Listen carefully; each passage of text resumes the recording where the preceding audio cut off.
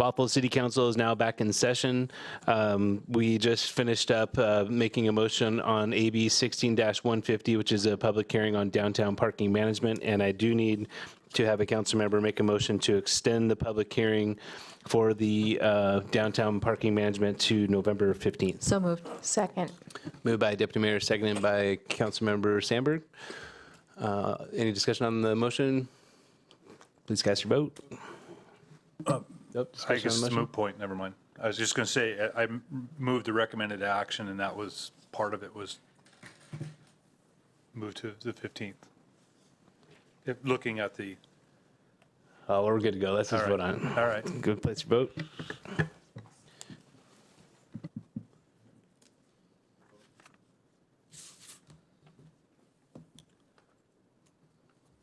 Passes unanimously. Councilmember Agnew, absent and excused. Just a point of order, just the screen says close public hearing, and the motion is actually to continue it. Yeah, Thank you. she'll fix that. So now we're on to AB 16-151, a study session regarding complete streets policy. And with us is Sherman Gong from the Public Works. Yeah, thank you. Good evening, Mayor, council members. Tonight, just want to introduce to you the Complete Streets policy that we have prepared and to get some direction from council to finalize the policy for adoption. First of all, to just give you a little idea what Complete Streets is for those that are not familiar. Complete Streets is a concept where the transportation policy and design approach will promote the development of the street and rights of way. What they'll do is to consider projects to be planned and designed for the maintenance and safe, convenient, comfortable travel for pedestrians, cyclists, and transit users. They're also to plan and design for all age groups and abilities, regardless of what travel mode they use. They also will enhance the connectivity of the non-motorized and open space network, like in between parks and whatnot. And finally, to promote the improvements to the development of safe, healthy, economic, and environmental places. So what will the Complete Streets policy do, and what's the vision of the policy, is to enhance Bothell's quality of life and character and provide for a balanced multimodal transportation system. It will improve the accessibility and mobility for all age groups and the abilities that we said before. Will promote the efficient use of the public right-of-way, which would be to develop optimum public benefit in the consideration of improved travel mode improvements, to encourage walking, cycling, and transit use, and to create a healthier living environment. And why do we want to adopt the policy now? Well, we are already, actually, the city of Bothell already has these policies in place in our comprehensive plan and our goals. And this policy will just reaffirm those policies that are already identified there. Reality, this will require very minimal staff time added, and really to just monitor any performance is the only additional work that this will put on staff because we already have these policies in place. The legislature and Transportation Improvement Board is encouraging statewide participation and policy adoptions right now. And they also have an incentive program with funding for agencies to adopt policies.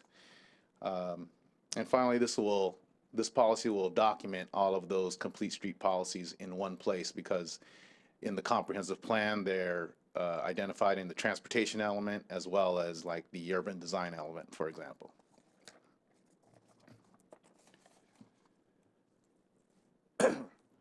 So some of the complete street project examples, just to give you an idea of what this would apply to.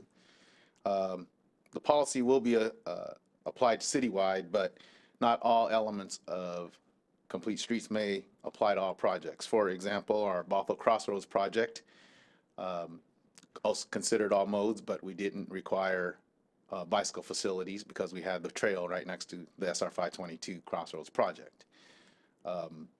But the Bothell Everett Highway widening project between Canyon Park and the new Safeway at 240th, we incorporated all modes when we did that widening. We included gaps in sidewalks and bike lanes. The multi-way boulevard is a perfect example of what the policy will encourage types of development like that. The future project Main Street enhancement and the extension will also look at design elements that are complete street concept related. The Northeast 185th Street reconstruction transit center project identified in our capital facility plan also has elements of complete streets in that. That would be example of where we're trying to go, as well as the pedestrian crossing beacon at Beardsley and Northeast 185th Street. So those are kind of a snapshot of what kind of projects this program would work towards, this policy.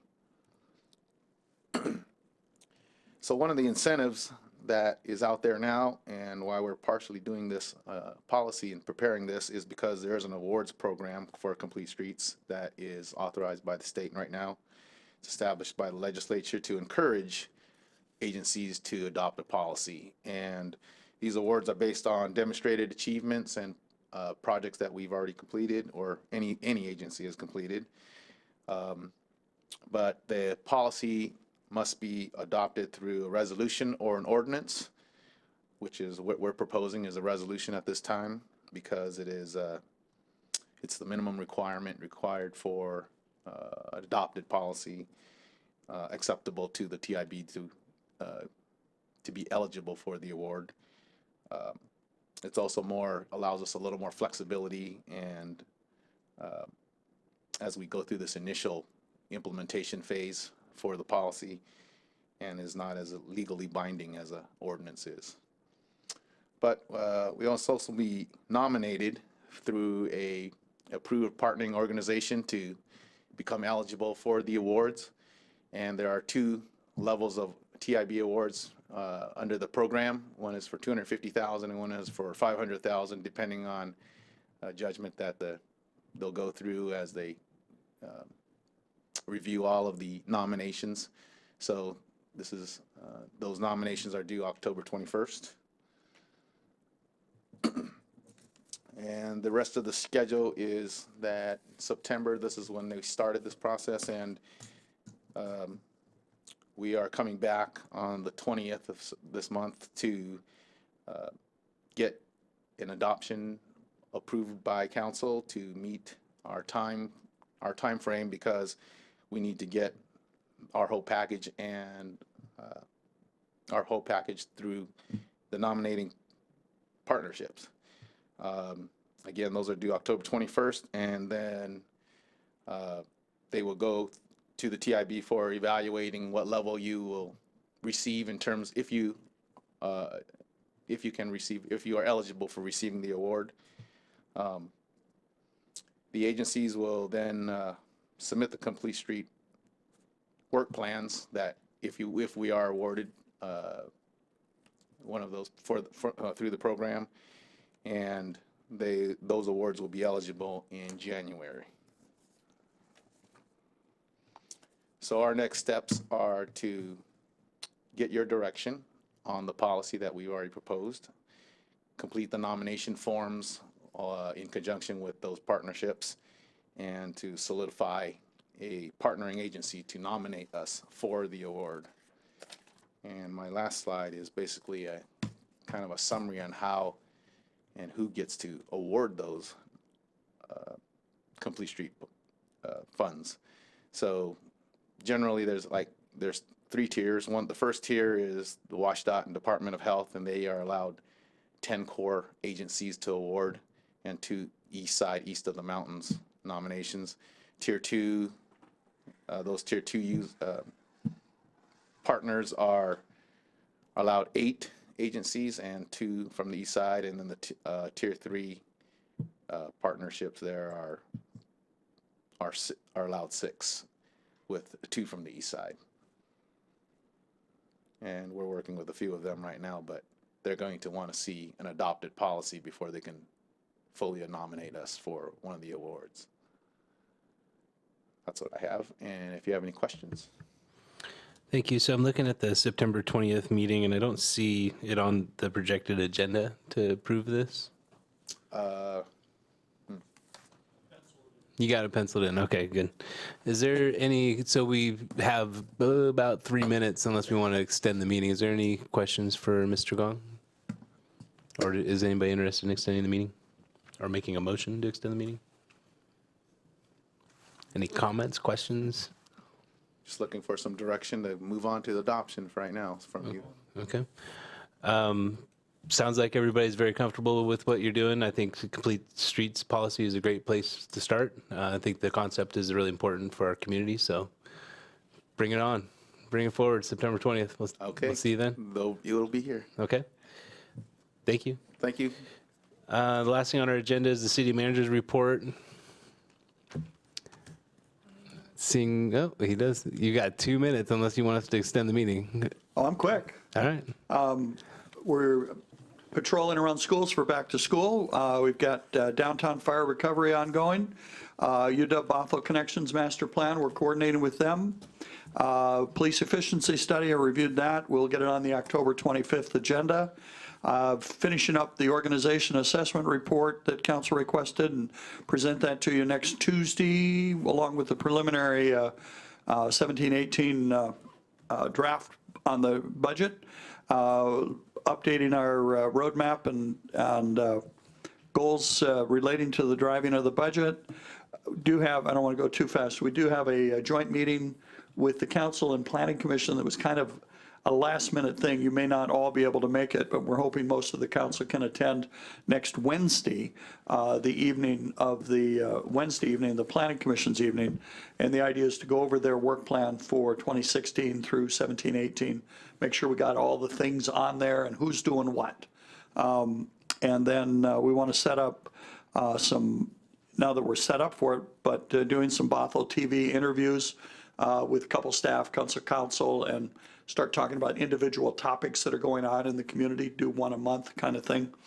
And we've met with the school district superintendent, looking at November 29 as a joint meeting with the school board and the city council, and then a joint meeting in March probably of 17 with the school district board, Bothell, Kenmore, and Woodinville.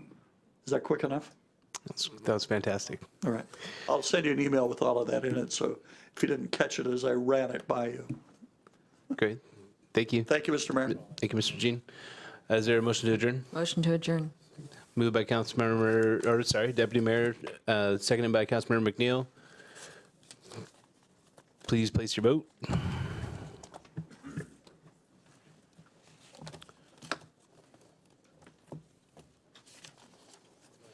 Passes unanimously. We are adjourned.